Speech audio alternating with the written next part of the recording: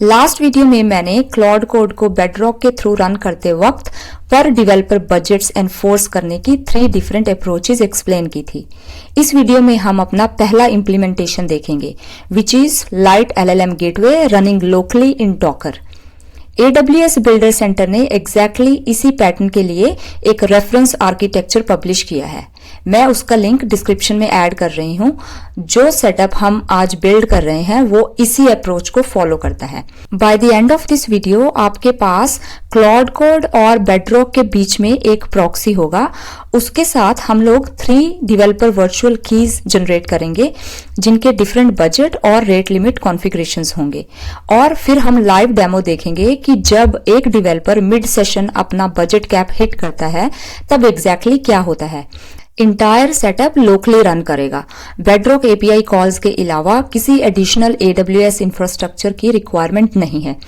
अगर बाद में आप इसे प्रोडक्शन टीम के लिए ECS पर डिप्लॉय करना चाहें तो कॉन्फ़िगरेशन एग्जैक्टली सेम रहेगी, सिर्फ डिप्लॉयमेंट टारगेट चेंज होगा और उसको मैं एक अपकमिंग वीडियो में कवर करूंगी।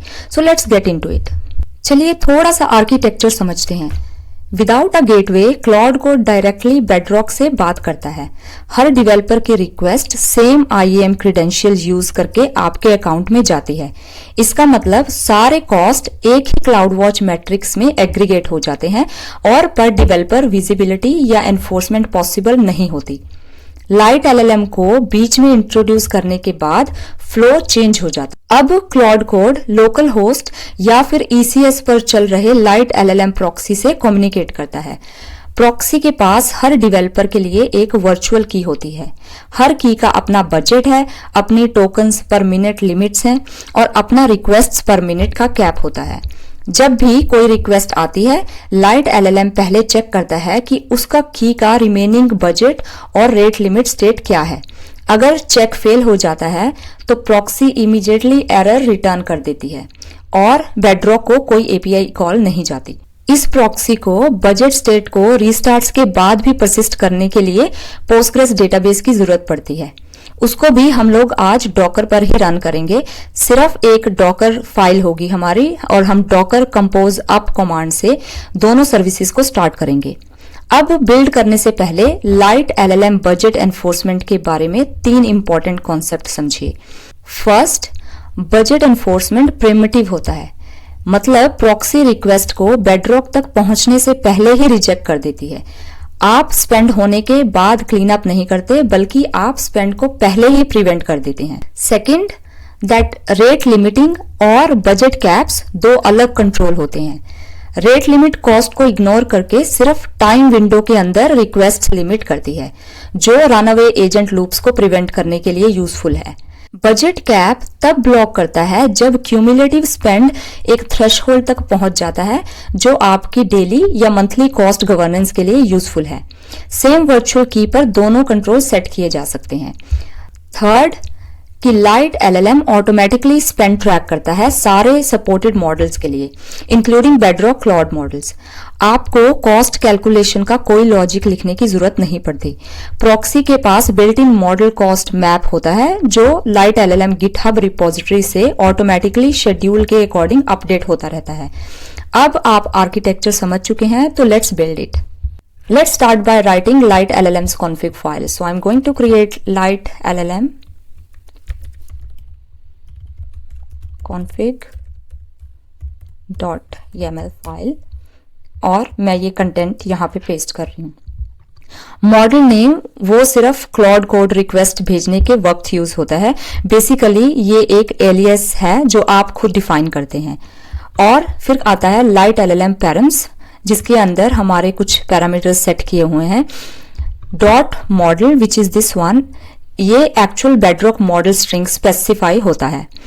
AWS क्रेडेंशियल्स इन्वायरमेंट वेरिएबल से आते हैं, AWS secret key ID and AWS secret access key, और रीजन भी वहीं से आता है। कभी भी क्रेडेंशियल्स को कॉन्फ़िग फाइल में सेट मत करें, स्पेशली अगर वो वर्जन कंट्रोल में जाते हैं। नेक्स्ट हमारी जनरल सेटिंग्स हैं जिसमें है मास्टर की, ये आपकी एडमिन की है। इसका यूज वर्चुअल कीज क्रिएट करने के लिए होता है। इसे आप लाइट LLM प्रॉक्सी के रूट पासवर्ड की तरह समझिए।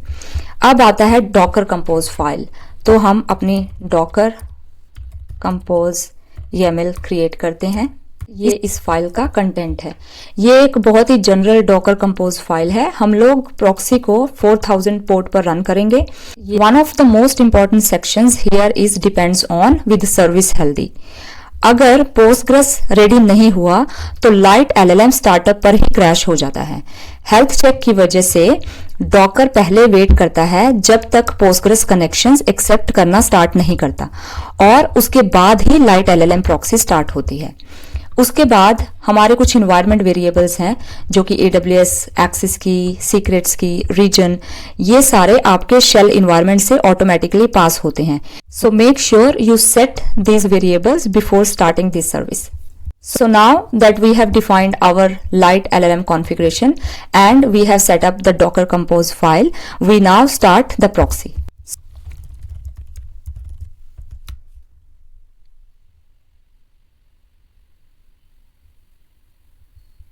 जब आप कुछ ऐसा देखें तो आप समझ लें कि लाइट LLM प्रॉक्सी आप आ गई है। अगर आप थोड़ा सा स्क्रॉल डाउन करके नीचे जाएं तो आप देखेंगे कि ये लोकल होस्ट पोर्ट 4000 पे रन कर रही है। चलिए हम लॉग इन करते हैं लोकल होस्ट 4000 पे। यहाँ पे हमारा लाइट LLM का लॉग इन प्रॉम्प्ट है। User name by default admin होता है, तो मैं एडमिन एंटर कर रही हूँ और password is what we set up as part of lite LLM config file which is this. हमने sk-admin मास्टर की चेंज दिस पासवर्ड सेट किया था। तो लॉगिन, तो ये हमारा वर्चुअल कीज सेक्शन है जहां पे हम डेवलपर्स की वर्चुअल कीज क्रिएट करते हैं। मैं ये वर्चुअल कीज UI से क्रिएट करने की बजाय API के थ्रू क्रिएट करूंगी। इससे एग्जैक्टली कौन से पैरामीटर्स सेट हो रहे हैं वो क्लियरली दिखते हैं और रियल टीम ऑनबोर्डिंग फ्लो में भी आप नॉर्मली इसी तरह की स्क्रिप्ट यूज करेंगे। तो चलिए मैं अपना टर्मिनल खोलती हूँ और पहला कमांड यूज करती हूँ। देखिए मैं कर्ल यूज कर रही हूँ और स्लैश की स्लैश जनरेट हमारा एंड पॉइंट है, उसमें मैं ऑथराइजेशन कर रही हूँ। उसके बाद हमारी की फर्स्ट की का नाम है Dave Alice. Max budget is $10। Budget duration जो रीसेट ड्यूरेशन होता है वो एवरी 24 आवर्स होगा और यहाँ पे मॉडल्स स्पेसिफाई कर रही हूँ कि कौन से मॉडल्स पे ये एप्लीकेबल होता है। तो एंटर। तो देखिए हमारा ये सक्सेस हुआ है। अब यहाँ पे हम फेच कर रहे हैं और देखते हैं कि हमारा डेव एलिस यहाँ अपीयर हो गया है।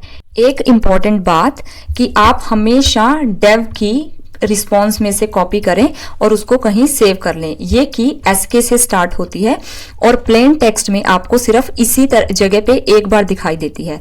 लाइट LLM इंटरनली सिर्फ इसका हैश स्टोर करता है, इसीलिए अगर ये की लूज हो जाए तो आपको एग्जिस्टिंग की डिलीट करके नई की क्रिएट करनी पड़ती है। तो make sure you always save it somewhere. तो चलिए अब हम अपना दूसरा यूजर क्रिएट करते हैं। दूसरा यूजर है Dave Bob. Max budget $5, budget duration 24 hours, TPM 5000। ये भी क्रिएट हो गया। Make sure you save your SK your key. Third user है हमारा डेव चार्ली। उसके लिए हम $50 मैक्स बजट दे रहे हैं। हो सकता है ये हमारा सीनियर डेव हो। बजट ड्यूरेशन 24 आवर्स और मॉडल्स क्लॉड सोनेट।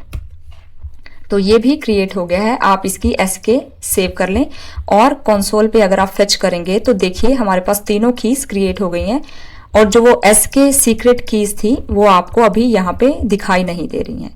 तो डैशबोर्ड में अब आप तीनों वर्चुअल कीज देख सकते हैं।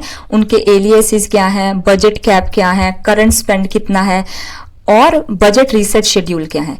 टीम लीड्स के लिए या फिर इंजीनियरिंग मैनेजर्स के लिए ये प्राइमरी व्यू होता है जहां से वो पूरी टीम का डेली यूसेज मॉनिटर कर सकते हैं। Now let's connect Claude Code to the proxy.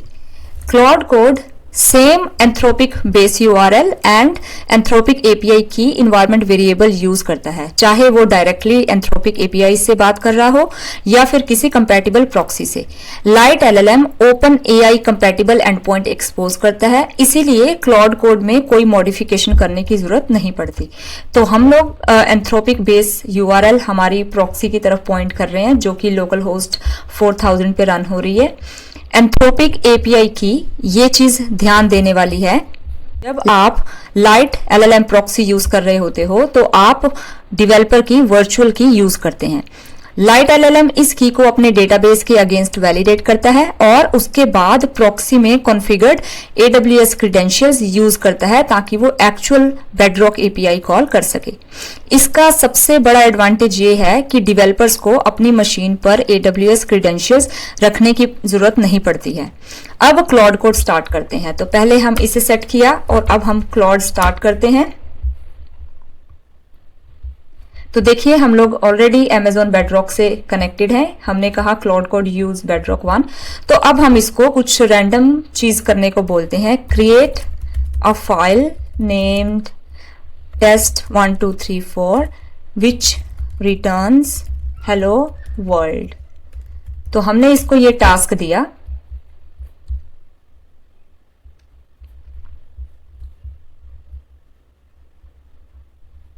Yes जब तो डैशबोर्ड पर देख सकते हैं आप कि स्पेंड रियल टाइम में ट्रैक हो रहा है। आप देखिए आपने $0.0003 स्पेंड कर दिए हैं और हर रिक्वेस्ट के साथ एलिस की डेली बजट काउंटर भी अपडेट होता है और बजट रीसेट ऑटोमेटिकली की क्रिएट होने के 24 आवर्स के बाद शेड्यूल हुआ है। तो इस तरह से आप अपनी कीज को ट्रैक कर सकते हैं। अब बॉब की की पे स्विच करते हैं जिसके पास की $5 का डेली बजट कैप कॉन्फ़िगर किया गया है। लेकिन बॉब का पूरा $5 बजट नेचुरली एग्जॉस्ट होने का वेट करने की बजाय मैं एक टेस्ट की पर बहुत ही लो बजट सेट करती हूं ताकि बजट एनफोर्समेंट को क्विकली डेमो कर सकूं बिना रियल मनी स्पेंड किए। तो चलिए एक नया की जनरेट करते हैं।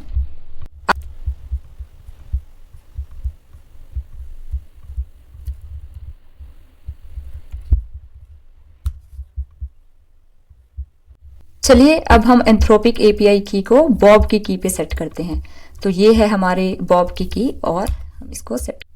मैंने पहले ही बॉब की के साथ डेमो की के साथ एक कॉल मेड करी जिससे कि हमारा बजट हमारा स्पेंड 0.01 तक पहुंचा है।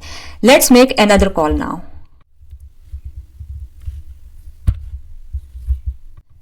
It says the budget has been exceeded. It mentioned the key ID, current cost, maximum budget and the type of error. ये एरर लाइट एलएलएम से रिटर्न होता है रिक्वेस्ट बेडरॉक तक पहुंचने से भी पहले, इसीलिए कोई भी AWS कॉस्ट इनकर नहीं होती। डेवलपर को एग्जैक्टली पता चल जाता है कि रिक्वेस्ट क्यों ब्लॉक हुई है क्योंकि there is a clear message और अब तक कितना बजट स्पेंड हो चुका है। प्रैक्टिकली बजट एनफोर्समेंट एग्जैक्टली इसी तरह से काम करता है। डैशबोर्ड पर आप देख सकते हैं कि डेव बॉब डेमो 2 ने 0.001 के बजट कैप के अगेंस्ट ऑलरेडी 0.0101 स्पेंड कर दिया है। इसीलिए अब इसकी से आने वाली कोई भी नई रिक्वेस्ट ऑटोमेटिकली ब्लॉक हो जाएगी जब तक 24 आवर बजट विंडो रीसेट नहीं होती। एज अ टीम लीड और manager if you want you can click on this key and reset budget but it's in your hand. Developers इसको बाईपास नहीं कर सकते। चलिए क्विकली रिकैप करते हैं कि इस वीडियो में हमने क्या बिल्ड किया। हमने डॉकर में रन होने वाला लाइट एलएलएम प्रॉक्सी सेटअप किया जिसके पीछे पोस्टग्रेस डेटाबेस है ताकि बजट स्टेट रीस्टार्ट्स के बाद भी परसिस्ट रहे। हमने 3 डेवलपर्स की वर्चुअल कीज क्रिएट की जिनमें अलग अलग बजट और रेट लिमिट कॉन्फ़िगरेशन थे और क्लाउड कोड सिर्फ एक इन्वायरमेंट वेरिएबल चेंज करके इस प्रॉक्सी से कनेक्ट हो गया। डेवलपर को कहीं भी AWS क्रेडेंशियल्स यूज या कॉन्फ़िगर करने की जरूरत नहीं पड़ी। और सबसे इंपॉर्टेंट बात, बजट एनफोर्समेंट प्रॉक्सी लेवल पर होती है स्पेंड होने से पहले। इस वीडियो से 2 टेकअवेज याद रखना। पहला, एनफोर्समेंट प्रिमिटिव है, रिएक्टिव नहीं।